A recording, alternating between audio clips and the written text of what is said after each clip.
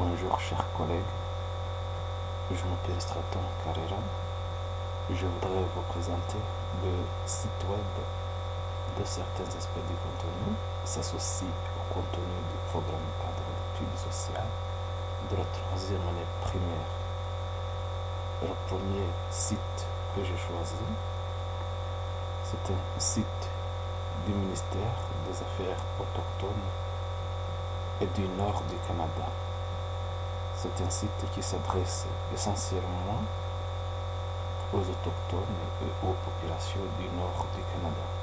Cependant, il contient des ressources d'une richesse importante en ce qui concerne l'histoire des Premières Nations et leur mode de vie.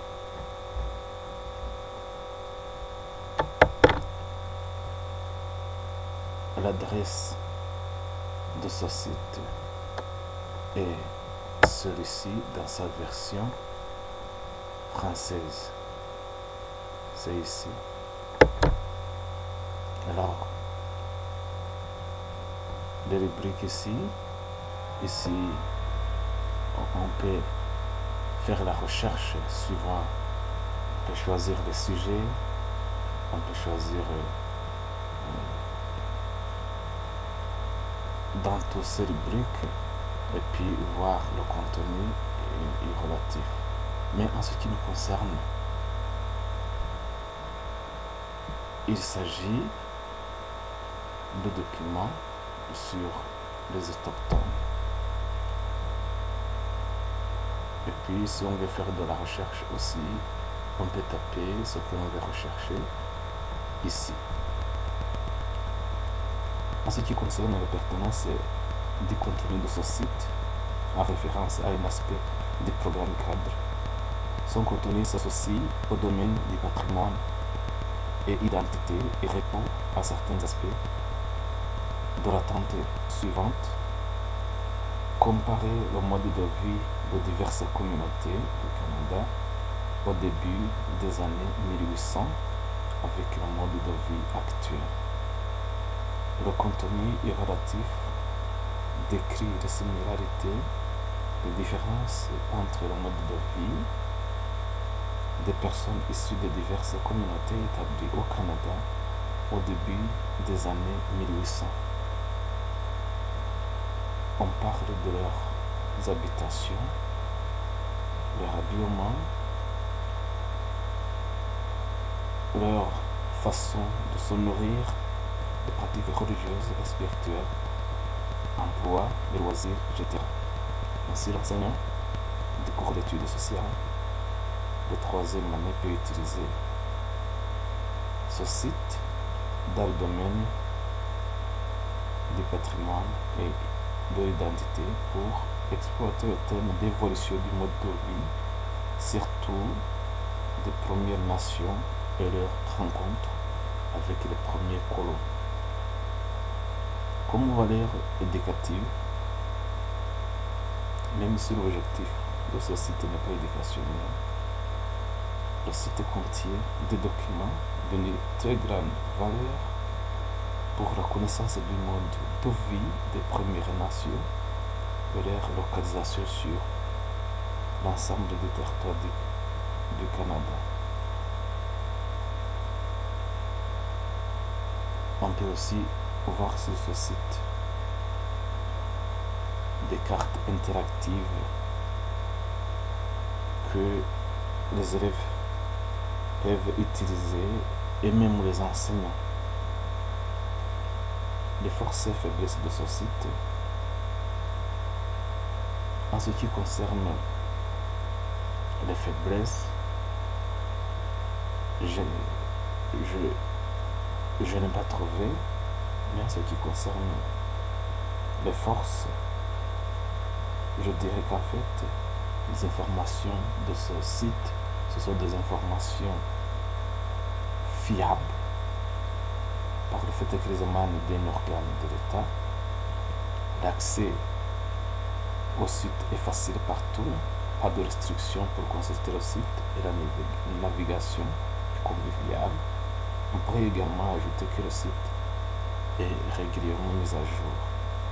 Je recommande ainsi aux enseignants en ce qui concerne la question de l'histoire, de mode de vie des Premières Nations, les interrogations avec les premiers colons.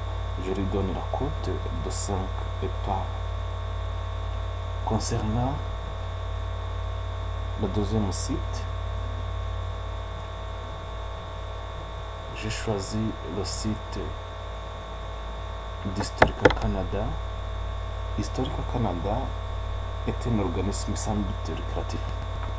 Comme vous le voyez, même quand vous voyez ici, vous voyez que ici, on demande des dons. Ça veut dire que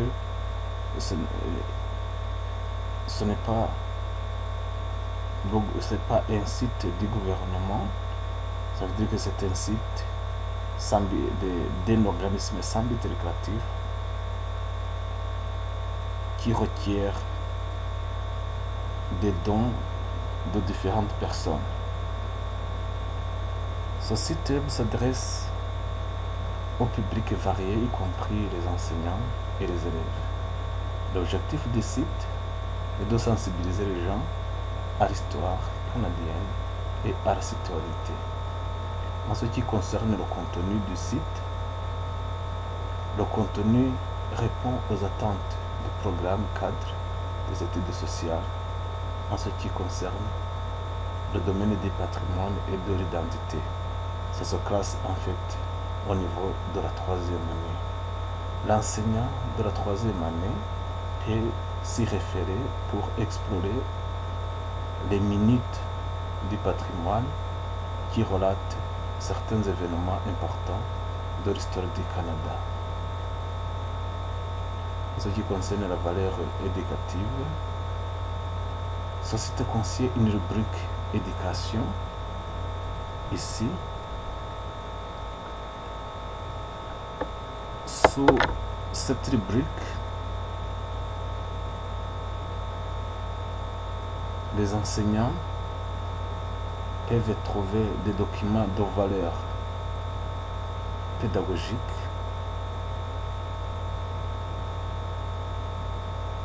des guides d'apprentissage de l'histoire du Canada. Les enseignants peuvent ouvrir un compte ici et puis avoir accès à tous ces guides ici. Même ils peuvent aussi créer des outils et les partager aux autres camarades, aux autres collègues, les enseignants. La force en ce qui concerne les forces et les faiblesses de ce site, je dirais que c'est un site vraiment qui contient des documents pouvant aider l'enseignant à bien exploiter le thème du patrimoine et de la citoyenneté. Parce que il y a des minutes, en fait les minutes ce sont des documents, des audios ou vidéos qui relatent certains événements de l'histoire du Canada que les enseignants peuvent utiliser pour illustrer certains aspects de l'histoire. Mais en ce qui concerne les faiblesses, on trouve que la navigation n'est pas bien aisée parce que quelquefois on clique sur un lien en français et on tombe sur un contenu en anglais. Encore plus, ici, pour créer un compte ici, j'ai essayé, mais ça n'a pas marché. Ça veut dire qu'on ne donne pas des instructions, assez d'instructions pour qu'on puisse réussir. En ce qui concerne la précision,